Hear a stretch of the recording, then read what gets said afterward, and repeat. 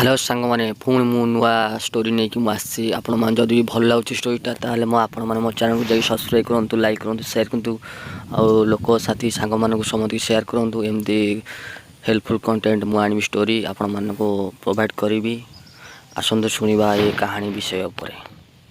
कहानीटी हूँ तीन जन महिला नहीं कि कहानीटे तीन जन महिला एमती किसी कम कर आम देशर टेक रखिंट आसतु शुणा ये कहानीटे।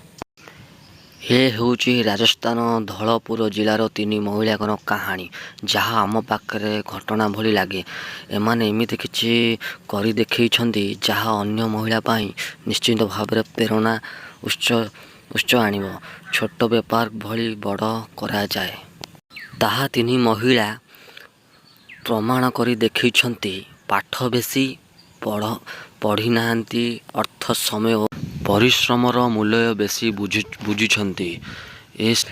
मफसल भी तीन महिला मात्र 2.5 वर्ष गढ़िले कोटिए टंकार कंपानी छिड़ा कराई पाखापाखि 8 लाख महिला को रोजगार आदान प्रदान कर हेल्पफुल कंटेंट आगु आहुरी पाइबे आम चैनल सह जोड़ी।